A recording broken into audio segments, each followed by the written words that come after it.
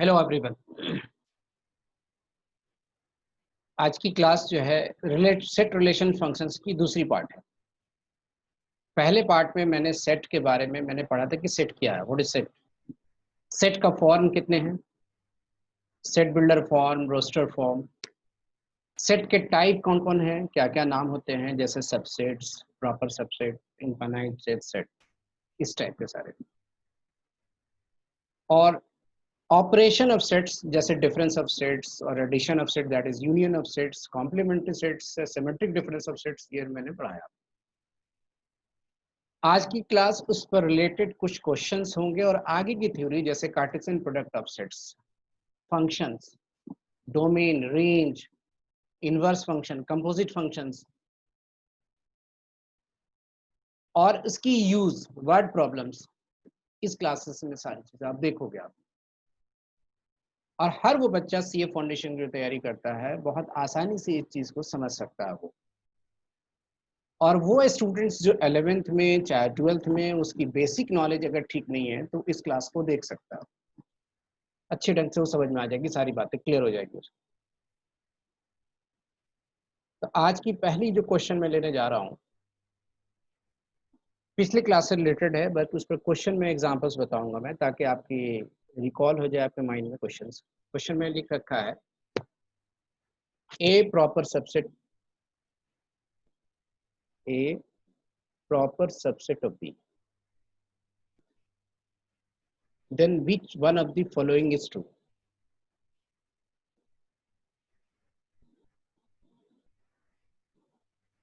Which one of the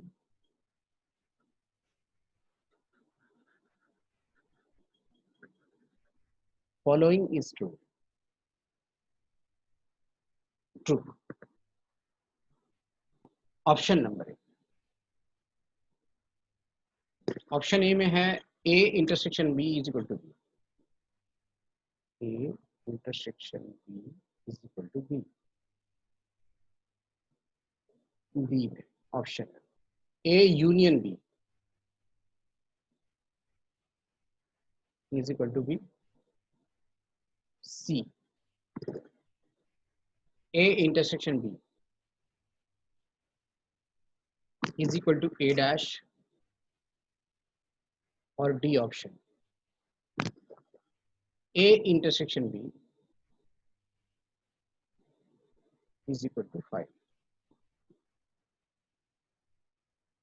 ऐसे जितने भी क्वेश्चंस हैं आपके कहीं सेट में, सेट ए में कोई एलिमेंट नहीं दे रखा है, ना लेटर दे रखा है, ना आपका नंबर है कहीं, तो आप ऐसे क्वेश्चंस में आप यहाँ पर क्या करोगे, कुछ मान लो ए की वैल्यू, कुछ भी आप ए 2 3 और 5 मान लो। चूंकि ए प्रॉपर सबसेट है तो ए किसी का पार्ट होगा, और किसका होगा, वो बी का होगा। तो बी में एलिमेंट की संख्या इससे ज्यादा होनी चाहिए, एटलीस्ट एक एलिमेंट तो ज्यादा होनी ही चाहिए। तो 1 2 3 5। अब ए प्रॉपर सबसेट हो गया, क्योंकि ए जो प्रॉपर सबसेट है तो ए में एलिमेंट की संख्या कम होनी चाहिए। अब यहाँ दोनों का यूनियन करोगे आप, तो यूनाइट करोगे, मिलाओगे दोनों को, यूनियन आप पढ़े हो ऑपरेशन ऑफ सेट्स में, दोनों को मिलाइएगा तो क्या मिलेगा आपको, मिलेगा 1 2 3 और 5। तो आपको क्या मिला, बी। तो आसानी से क्वेश्चन बन जाए कि ए यूनियन बी बराबर बी मिल रहा, और मुझे एलिमेंट लिखने की जरूरत नहीं, कोई भी एलिमेंट आप यहाँ कोई भी एग्जाम्पल आप लेटर का नंबर का ले लो, आपको रिजल्ट यही मिलेगी। देयरफॉर ऑप्शन आपका कौन हो गया, आपके ऑप्शन हो जाएंगे दिस इज करेक्ट। इतना सिंपल क्वेश्चन होता है, और जितना इस तरह का क्वेश्चन हो जहाँ लेटर या सेट ए के बारे में, बी के बारे में नहीं दे रखा, आप कुछ अज्यूम कर लो, आप लेट कर लो, आपके क्वेश्चन तुरंत बन जाएगी। ये आपकी पहली क्वेश्चन थी आज के पास। नेक्स्ट क्वेश्चन, नेक्स्ट क्वेश्चन इसी तरह का है, बहुत सिंपल क्वेश्चन है, और प्रीवियस ईयर पेपर में आए हुए क्वेश्चन मैं दे रहा हूँ आज क्लास में। सीए फाउंडेशन लेवल के बच्चे ध्यान से देंगे, इसको पढ़ेंगे आप। ये मार्क्स टीचिंग आपका टॉपिक है, और मार्क्स अब एक्वायर आसानी से कर सकते हो आप इसमें। सेट ए की वैल्यू दे रखा है, सेट बिल्डर फॉर्म में है। क्वेश्चन नंबर 2, सेट लिख रखा है इसने, x such that x square minus 3x plus 2 -3x + 2 equal to 0. B,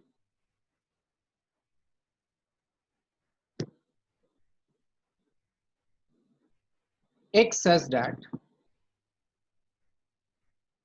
x square plus 4x minus 12.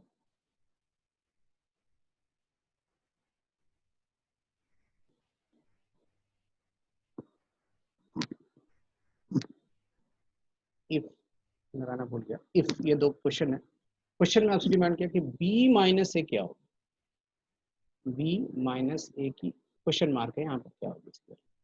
अब मैं यहाँ ऑप्शन नहीं दे रहा हूँ, आप क्वेश्चन समझिए इसको। ये सेट बिल्डर फॉर्म है दोनों, और इसकी x की वैल्यू आपको, ये एक फंक्शन है और यही वैल्यू आपको यहाँ से फाइंड करनी होगी। फाइंड करने के लिए क्वाड्रेटिक इक्वेशन है, आप मिडिल स्प्लिट कर लो, आप मिडिल स्प्लिट करके वैल्यू लाओ। आप इक्वेशन पहले लेके ऐसे सॉल्व कर लो। आप पहले इक्वेशन को x square minus 3x plus 2 equal to 0 है। आप उसको मिडिल स्प्लिट करोगे तो आपको मिलेगी x square minus 2x minus x plus 2 equal to 0। x common लीजिए आप, x माइनस 2 माइनस 1 कॉमन लें आप, x माइनस 2। दो फैक्टर आपको मिल जाएंगे, x माइनस 2 और दूसरा फैक्टर आपको मिलेगा x माइनस 1। एक वैल्यू निकल जाएगी 2 और दूसरी वैल्यू फाइंड हो जाएगी 1। ये आपको फाइंड हो गया। दैट इज ए सेट में आपका जो एलिमेंट है वो है रोस्टर फॉर्म में 1 और 2। ठीक इसी तरह से आप जब मिडिल स्प्लिट करोगे सेकंड वाले में तो क्या मिलेगी, मैं स्प्लिट फिर से कर देता हूँ, आपको समझ में आ जाएगी। प्लस 4x है, माइनस 12 है, तो यहाँ पर मिडिल स्प्लिट ऐसे करो, x square plus 6x minus 2x और माइनस 12 इक्वल टू 0। यहाँ कॉमन ले लो आप x प्लस 6 माइनस 2 कॉमन ले लो, x प्लस 6। अब बताओ, जो चीज़ माइनस होती है जो प्लस में है वो माइनस में आंसर आएगा, हमेशा याद रखना। जैसे ये प्लस में, इसकी आंसर आएगी -6 और ये माइनस में, तो इसका आंसर आएगा +2। तो आपका दूसरी वैल्यू आ रही है 2 और -6। अब आप बताओ b में से a घटाओगे तो b माइनस a का मतलब ही होता है सेट थ्योरी में ओनली b, यानी अगर b में कोई a का पार्ट है तो उसको आप छोड़ दो। b में अगर a का कोई पार्ट है तो उसे छोड़ दो, तो b में सिर्फ b का जो अपना पार्ट है उसे लिख लो। देयरफॉर योर आंसर क्या होगी, यहाँ पर आंसर यहाँ पर आप लिख लो, that is b minus A is equal to, आपको आने वाला है यहाँ पर b minus A is equal to सिर्फ 6। ये ऑप्शन हो गया, जो भी ऑप्शन मिल जाएगा आपको। अगर तीनों ऑप्शन नहीं है तो आप नाना दिस लगाएंगे। तो ये बहुत सिंपल क्वेश्चन मैंने बताया कि ये आपके प्रीवियस ईयर पेपर्स में ऐसे भी क्वेश्चन दे रखे हैं आपको सेट्स रिलेटेड। पिछले क्लास की टॉपिक जो मैंने पढ़ाया, यूनियन, इंटरसेक्शन, डिफरेंस पर बेस्ड क्वेश्चन। अब इसके बाद आज की जो टॉपिक होगी वो होगा आगे की टॉपिक, और उसका नाम है Cartesian product of sets.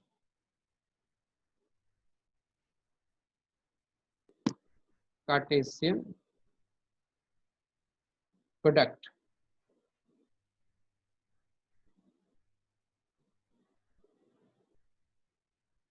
Of sets. Cartesian product of sets को हम लोग क्रॉस प्रोडक्ट ऑफ सेट्स भी कहते हैं।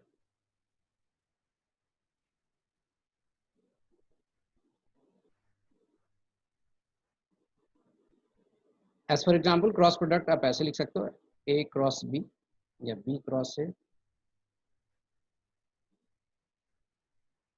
ए क्रॉस सी, अगर सी सेट है आपके पास तो इस तरह से। क्रॉस प्रोडक्ट एक तरह का वो नंबर का प्रोडक्ट नहीं है यहाँ पर कि 2 इंटू 3 आपने निकाला और आंसर आ गया 6। सेट के अंदर में कार्टेशियन प्रोडक्ट एक रिलेशन है, relation from A to B. Cartesian put the relation from two sets, इधर relation from A to B और relation from B to A. जैसे एज फॉर एग्जाम्पल मैं यहाँ पर लेता हूँ कि कोई सेट ए है हमारा और उसमें कोई कलर का नेम है और वो कलर है हमारा मान लो कि ब्लू और दूसरा है रेड, और दूसरा सेट है मान लो उसमें मैंने कुछ ले रखा है कुछ भी बॉल, और दूसरा मैंने रखा है रेड शर्ट कर दिया मैंने, शर्ट। तो यहाँ पर रिलेशन में ए क्रॉस बी अगर बनाता हूँ तो दिस इज द रिलेशन कैसे बनेगा, एक ऑर्डर्ड पेयर मिलेंगे हमें। Ordered pair blue ball, blue ball, ये रिलेशन मिलेगा ए से बी के बीच। फिर ब्लू शर्ट,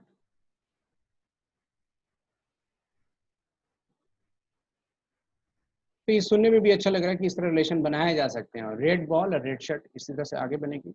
एक ऑर्डर्ड पेयर और मिलेगा आपको, रेड बॉल भी हो सकता है एक ऑर्डर्ड पेयर, और रेड शर्ट भी हो सकता है।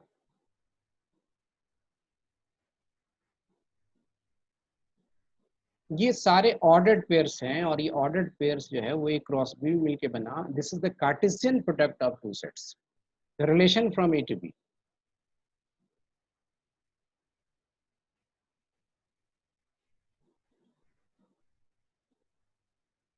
The relation from A to B, set A to set B,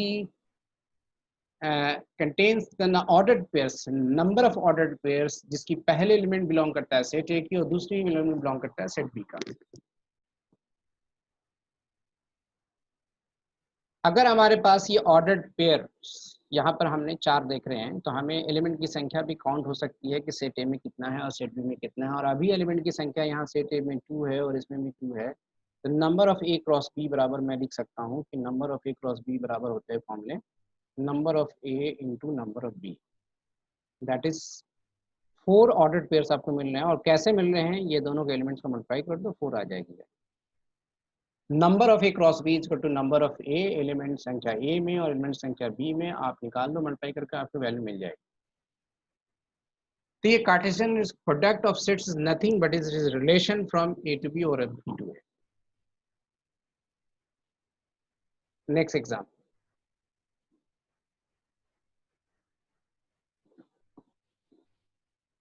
अब मैं नंबर पर कोई एग्जाम्पल ले रहा हूँ। दूसरा एग्जाम्पल यहाँ पर है,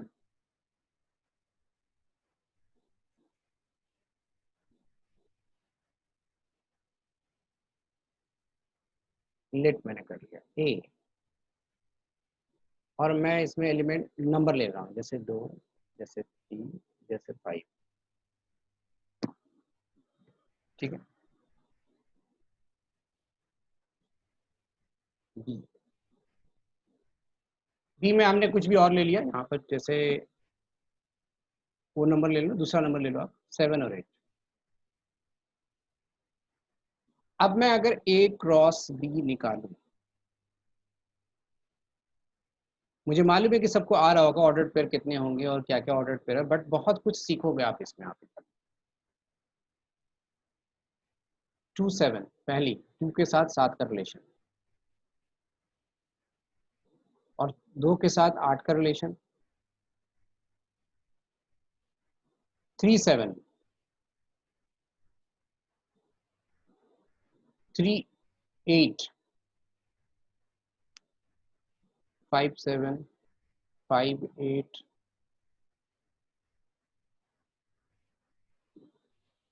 कितने ऑर्डर्ड पेयर्स मिले आपको? 6। एलिमेंट की संख्या इसमें 3 है, इसमें 3 है और इसमें 2 है, और टोटल ऑर्डर्ड पेयर्स की संख्या कितनी मिल गई आपको? 6। ये एक तरह का जो ऑर्डर्ड पेयर है, एक तरह का ये एलिमेंट है। यानी मैं लिख सकता हूँ कि 2 और 7 जो है ये ऑर्डर्ड पेयर, ये एलिमेंट है, मतलब बिलोंग्स टू किससे? ए क्रॉस बी। ये एक एलिमेंट है, ये कोई सेट नहीं है बल्कि एक एलिमेंट है। और इस ए क्रॉस बी को अगर मैं थोड़ी देर के लिए मैं अज्यूम कर लूँ ये सी है, तो मैं इसको ऐसे भी लिख सकता हूँ कि 2 और 7 जो ऑर्डर्ड पेयर है ये बिलोंग करता है सी का भी। मैंने मान लिया, वहां पर से कर दिया मैंने, यहाँ पर से कर दो आप, से माना मैंने। तो एक सेट सी है और उसमें एलिमेंट की संख्या 6 है, 1 2 3 4 5 और 6, 6 सेट, 6 एलिमेंट्स हैं। और उस 6 एलिमेंट में कई ऐसा ऑर्डर्ड पेयर है जिसकी पहली एलिमेंट रिपीट कर रही है, देखिए यहाँ 2 2, और कई जगह दूसरी एलिमेंट भी रिपीट कर रही है। तो ये सारे बातें ऑर्डर्ड पेयर्स निकल के जाते हैं, या क्रॉस प्रोडक्ट निकलते हैं, या कार्टेशियन प्रोडक्ट निकलते हैं, तो इसमें बहुत सारी चीजें निकल के बाहर आएगी आपको। अब ये ए क्रॉस बी जितने भी आप बनाए हो ordered pairs, these are said to be the relation. मतलब ये सारी चीजें जो अंडरलाइन करके मैं रेड लाइन से लिख रहा हूँ, तो this is said to be the relation only. Relation या कार्टेशियन प्रोडक्ट कर सकते हो या क्रॉस प्रोडक्ट, या आम भाषाओं में जो अक्सर इस्तेमाल सेट थ्योरी के अंदर किया जाएगा वो है रिलेशन, याद रखो। अब इसका एक पार्ट चूज कर रहा हूं मैं, यहाँ पर मैंने सी माना और इसे इसका एक पार्ट मैं डी ले रहा हूँ यहाँ पर इसी से, और उस डी का एक हिस्सा ले रहा हूँ मैं जैसे 2 7, और दूसरा मैं ले रहा हूँ 3 7। अब सारे बच्चे समझ रहे होंगे कि डी जो हमारा वो प्रॉपर सबसेट होगा सी का। डी प्रॉपर सबसेट है सी का, क्योंकि डी का जो भी एलिमेंट्स है वो सी से लिया गया है, या सी हमारा ए क्रॉस बी उससे लिया गया है। डी हमारा रिलेशन तो है, ऑर्डर्ड पेयर होने की वजह से रिलेशन तो है, as well as it is a function also.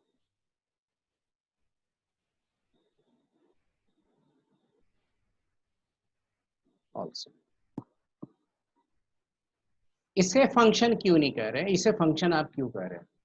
अब यहाँ पर और भी चीजें आप क्लियर करूंगा मैं। वहां देखिए आप फंक्शन इसे क्यों कह रहे हैं सर, और इसे ये इसमें देख लो आप,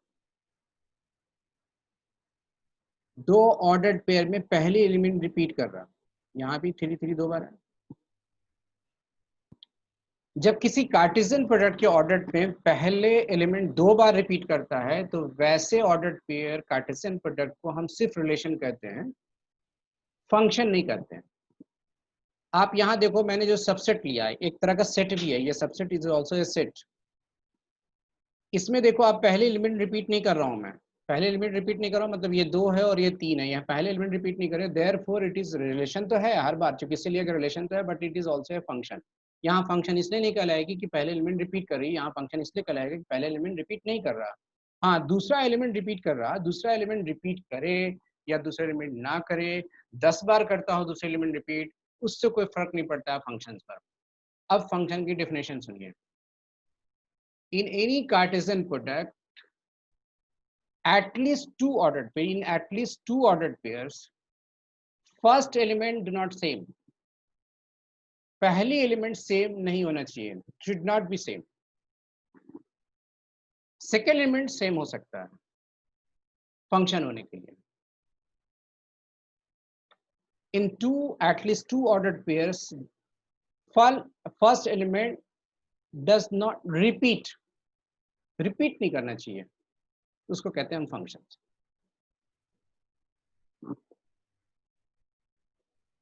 ये जो फंक्शन आया हमारा डी हमारा फंक्शन है, रिलेशन के साथ साथ फंक्शन भी है। अब इसकी जो पहली एलिमेंट 2 और 3 है इसे मैं डोमेन कहता हूँ, सुनिएगा डोमेन क्या है।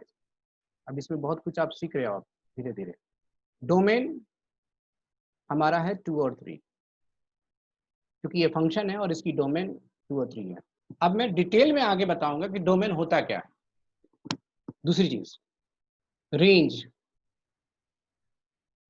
रेंज हमारा यहाँ है, रेंज जो आउटपुट है, जैसे यहाँ रेंज हमारा 7 है, 2 बार 7 है, मैं 2 बार नहीं लिखूंगा सेट में, रेंज हमारा 7 है आउटपुट, ठीक है। डोमेन, मान लो आपने कार खरीदा है और कार खरीदने में आपने ऐसी कार खरीदा है जिसमें माइलेज देती है 40 किलोमीटर पर आवर, तो 1 लीटर आप पेट्रोल डालोगे उसमें तो उसकी आउटपुट जो जाएगी वो 40 किलोमीटर है, तो उस कार की जो डोमेन है 1 लीटर है, और डोमेन उस कार की बल्कि पेट्रोल ही नहीं है, बहुत सारी कार ऐसी होती है जो डीजल होती है, उसकी डोमेन का मतलब वो सेटिस्फाई करता है अपने आप को, पानी से नहीं चल सकता है कार अभी, या हवाएं से नहीं चल सकती है अभी कार, तो उस फंक्शन उसकी डोमेन जो है वो उसको सेटिस्फाई करता है उस चीज़ को, कार के चलने में या गाड़ियों को कोई भी चलने में आज के ज़माने में, इलेक्ट्रिक हो सकता है, बैटरी से चल सकती है, सारी चीज़ उसके डोमेन के अंदर आता है। जैसे ह्यूमन बींग खाता क्या है, उसके अंदर सेटिस्फाई करता है, वो ईंट और पत्थर ये सारी चीजें नहीं खा सकता, उसके डोमेन के अंदर शामिल नहीं, वो सब्जियों को खाता है, वो दोनों चीज खा सकता है, मीट भी और ये भी, और सारी चीजें कर सकता है, वो जो खाने की चीज है उसके डोमेन के अंदर शामिल होगी। तो उसी तरह से फंक्शन के अंदर होता है, कुछ चीजें डिफाइन होती है, जो चीज पुट फंक्शन में एक्स की वैल्यू रखी जाएगी वो डोमेन कही जाएगी। अब मैथ के अंदर कहाँ डिफाइन नहीं होता है, मैथ के अंदर वहां डिफाइन नहीं होता है जहां डिनोमिनेटर 0 हो, और जहां 0/0 हो, और जहां रूट के अंदर नेगेटिव हो, वहां डिफाइन नहीं होता है, मैथ्स के अंदर कहा जाता है। तो ये मैथ के अंदर इतनी सारी चीजें। अब ये छोटी सी 3 चीजों ये इतना बड़ा टफ क्यों बना दिया?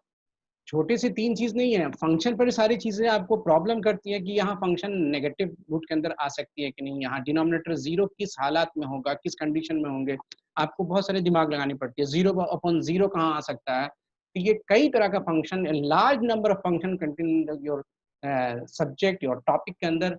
बट यहाँ सीए फाउंडेशन में उतना बड़ा नहीं जाएगा, मैं इतना डिटेल में बात कर रहा हूँ कि आप उसमें डरिएगा नहीं। आपको मैं यहाँ पर पूरी क्लियर करके बताना चाह रहा हूँ कि यहाँ है क्या ये। तो ऑर्डर्ड पेयर्स में पहले एलिमेंट जो भी आएंगे, अगर वो फंक्शन है तो पहले एलिमेंट को हम डोमेन कहते हैं, जो भी सेट बनेगा पहले एलिमेंट को, और दूसरे एलिमेंट को हम कहते हैं रेंज, जो आउटपुट होगी। एज फॉर एग्जाम्पल मैं दूसरा भी लूंगा,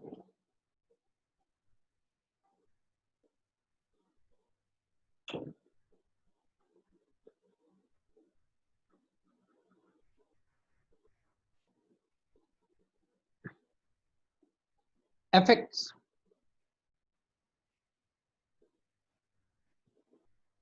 मैंने लिया एक्स स्क्वायर, अब यहां मैंने रखा 1, आगे 1, मैंने रखा यहाँ 2, आगे 4, मैंने रखा यहाँ -1, आगे 1, मैंने रखा यहाँ -2, आगे फिर 4, मैंने रखा यहाँ 3, आगे 9। तो कहने मतलब ऑर्डर्ड पेयर आपको बनने जा रहे हैं। पहला ऑर्डर पेयर सर 1 1, दूसरा 2 4, थर्ड -1 और 1, फोर्थ 4 और 9। ये सारे ऑर्डर पेयर आप देख रहे हो कि पहले एलिमेंट कहीं रिपीट नहीं कर रही है। देख लो पहला एलिमेंट 1 है, यहाँ 2 है, यहाँ -1 है, लेकिन आउटपुट आपको रिपीट कर रही है। देखो आप आउटपुट का मतलब 2 जगह 1 आ गया आपको। तो ये फंक्शन आपका है, रिलेशन भी है, but it is a function. और इसमें डोमेन क्या होगी? जो आप इनपुट रखते जा रहे हो डोमेन है। इनपुट आप 0 भी रख सकते हो, वो भी डोमेन है आपका, 0 आ जाएगी आउटपुट। तो जितनी भी चीजें आप इनपुट में रख रहे हो, एक्स की वैल्यू रखने के बाद फंक्शन डिफाइन एक डेफिनेट वैल्यू दे रहा, ये डोमेन में शामिल होगी, ये डोमेन है। अब मैं तीसरी एग्जांपल लेना चाह रहा हूँ कि यहाँ F x, example third, F x बराबर मान लो 1/x है। तो यहाँ पर जैसे ही आप 0 पुट करोगे तो ये डिफाइन नहीं हो, नॉट डिफाइन।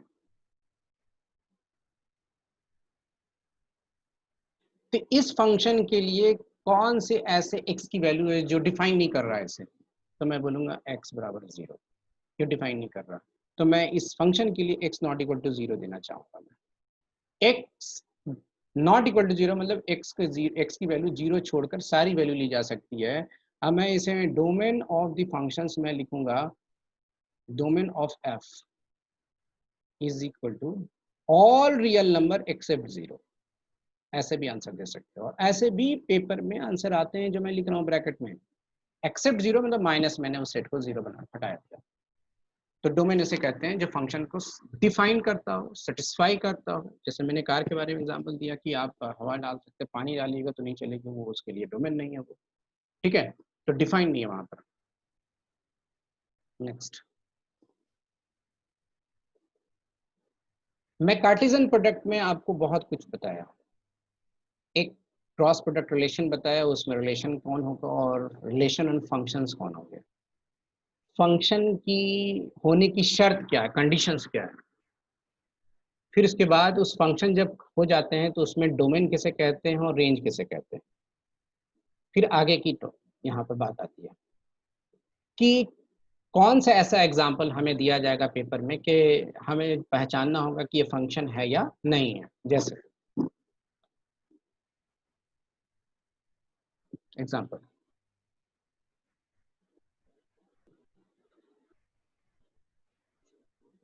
एग्जाम्पल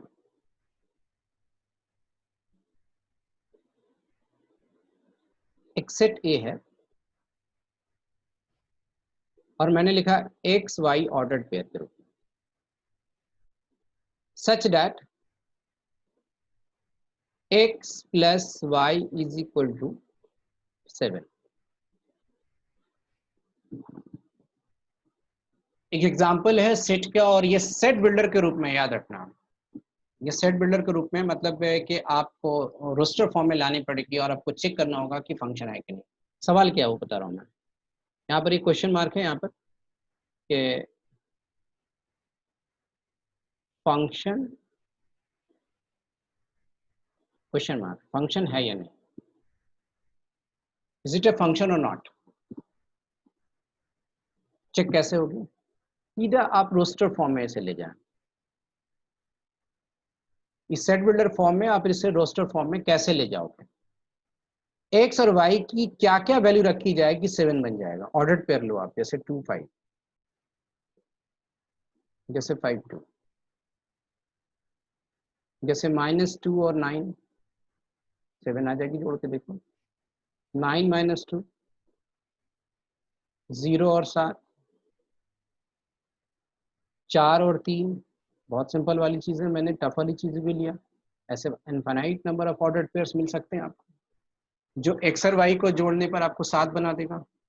तो हजारों ऐसे ऑर्डर्ड पेयर, अनगिनत ऐसे ऑर्डर्ड पेयर जिसको जोड़ने पर आपको 7 मिलेंगे, बट पहले एलिमेंट कभी रिपीट नहीं करेगा। आप देख लो, फर्स्ट एलिमेंट 5 है, यहाँ फर्स्ट एलिमेंट -2, यहाँ 9 है, यहाँ 0 है, therefore it is called function. तो ए हमारा क्या है, ए इज ए फंक्शन। ये फंक्शन। अब ऑप्शन में आप फंक्शन में जाकर टिक लगा दो, नॉट फंक्शन भी होगा और फंक्शन भी होगा। फंक्शन को दूसरी भाषा में सेट रिलेशन फंक्शन में मैपिंग भी कहते हैं हम उसे। यानी कभी कभी ऑप्शन मैपिंग भी लिखा होता है, और उस मैपिंग के अंदर बहुत सारी टाइप्स ऑफ फंक्शन के रूप में भी लिखा होता है, जैसे one one functions, many one functions, onto function, into function, bijective function, surjective functions. ये सारी चीजें ऐसी लिखी होती है, बच्चा कंफ्यूज होता रहता है कि ऑन टू क्या है, ये क्या पढ़ाया सर, ये क्या पढ़ाया, ये क्या नहीं पढ़ाया। ये सारी चीजें डिस्कस मैं करूंगा, और सभी चीजें इसी तरह से आसान लगेगी जैसे आप अभी पढ़ रहे हो, वैसे आसान ऑन टू भी लगेगा और इन टू भी लगेगा और मेनी वन भी लगेगा। दूसरा मैं एग्जाम्पल आगे के ले रहा हूँ। एग्जाम सेट बी लिया और ऑर्डर्ड पेयर ही लिया, सच that x is greater than y लिख दिया मैंने, x is greater than y। अब बच्चा ऑर्डर्ड पेयर लेगा, सर x बड़ा है y से, तो x बड़ा है y से, तो ऐसा कर लेते हैं हम लोग, यहाँ पे 2 ले लेते हैं सर, यहाँ 1 ले लेते हैं। सही है सर, यहाँ 3 ले लो ना और 2 ले लो। सही है।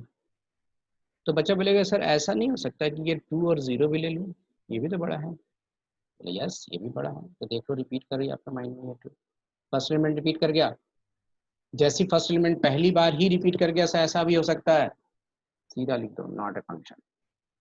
Therefore b is not a function, function नहीं है। क्योंकि दो ऑर्डर पेयर की पहले एलिमेंट रिपीट कर जाती है, फंक्शन नहीं होगा। ग्राफिकली भी आगे बढ़ोगे आप इसको, ग्राफ के अकॉर्डिंग जब कोई ग्राफ x और x डैश, y और y डैश, कोई लाइन y एक्सिस के पैरेलल ड्रॉ कर रहे हो आप, हजारों अपनी मर्जी से जहां भी, और उस कर्व को दो जगह कट करता हो, यहाँ पर जैसे ऐसे कर्व बनाया और एक ही जगह कट कर रहा है, देख लो आप, ये फंक्शन है। लेकिन मैं ग्राफ दूसरा बनाऊं और यहाँ पर ऐसे बना दूं और यहाँ दो जगह कट कर रहे हैं पैरेलल लाइन, तो ये जो है ये फंक्शन नहीं है।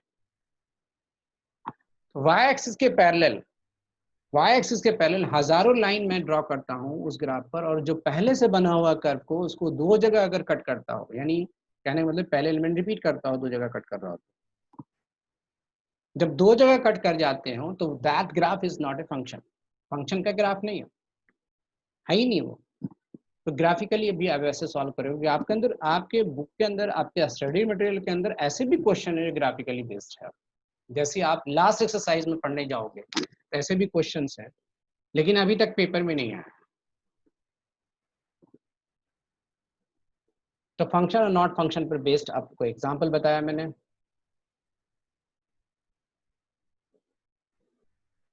अब नेक्स्ट पार्ट यहाँ पर क्या आती है, फंक्शन है नहीं है, डोमेन कौन होता है, रेंज कौन होता है, ये सारी चीजें बताया मैंने। अब फंक्शंस के अंदर आते हैं, कंपोजिट फंक्शन। कंपोजिट फंक्शन क्या होता है?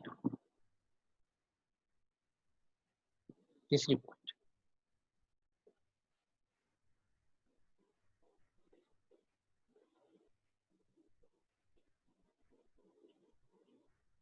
कंपोजिट फंक्शंस,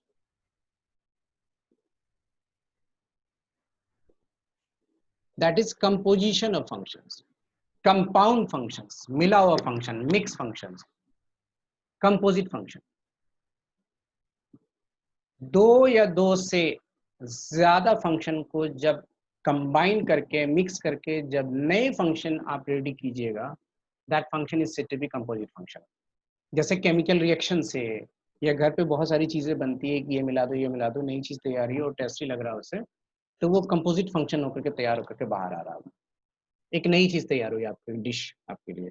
तो वैसे यहाँ फंक्शन के अंदर जो मिला करके और नई फंक्शन तैयार कर रहा हूँ मैं, या हो सकता है कि दो फंक्शन को मिक्स करके सेम फंक्शन भी आ सकता है, ऐसे भी फंक्शंस मिलते हैं फंक्शन के अंदर।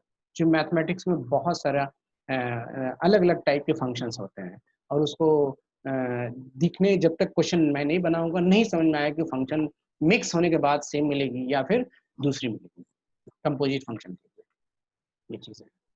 और इस टाइप के जो कंपोजिट फंक्शंस है उसके नाम आते हैं पेपर में कि नाम बेस्ड क्वेश्चन रहते हैं। जैसे अभी मैं मतलब 12 बेस यहाँ पर बहुत सारी चीजें लिख ली कि कंपोजिट फंक्शन होने के लिए कंडीशन क्या होना चाहिए, या इनफाइन फंक्शन होने के लिए कंडीशन होना चाहिए कि 1 1 ऑन 2 होना चाहिए तभी वो फंक्शन होगा, बाइजेक्टिव होगा तभी होगा। इस पर यहाँ सारी चीजें सीए फाउंडेशन में डिस्कस नहीं करूंगा। स्ट्रेट फॉरवर्ड क्वेश्चन बेस्ड आपको बनाना है, बहुत सिंपल ढंग से क्वेश्चन को डील करनी है आपको है।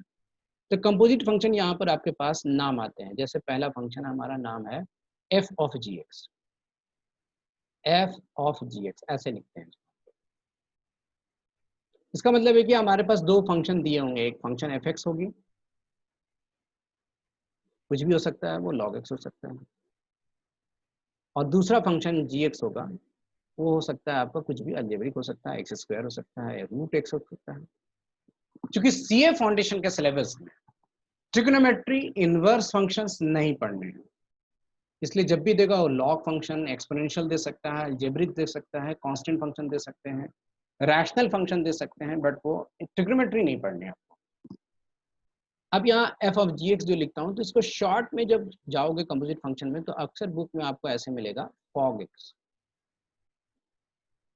निकालने को कहेगा। दूसरा G of F x,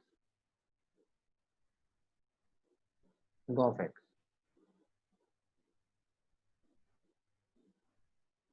third type जो फंक्शन हो composite function, F of F X, यानी F of F X that is of X.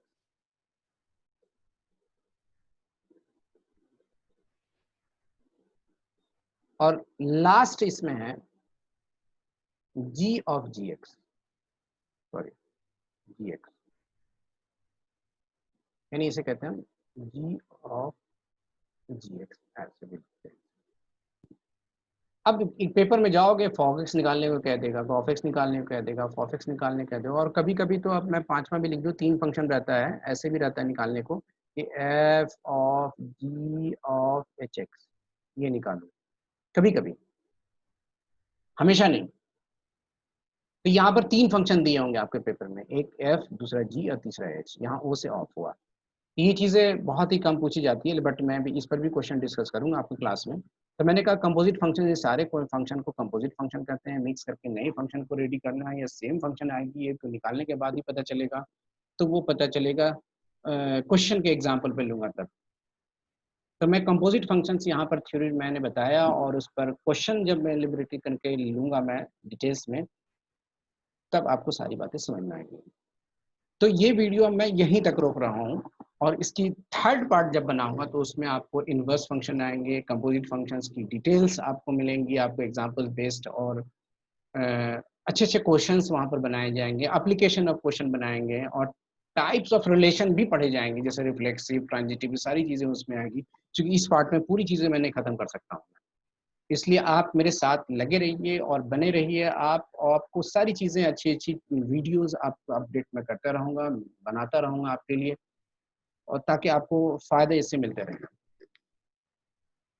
और प्लीज़ मैं फिर बोल रहा हूँ कि हमारी वीडियो को सब्सक्राइब, हमारे चैनल को सब्सक्राइब ज़रूर करें, बेल आइकन को ज़रूर दबाएँ आप, लाइक ज़रूर करें। Thank you.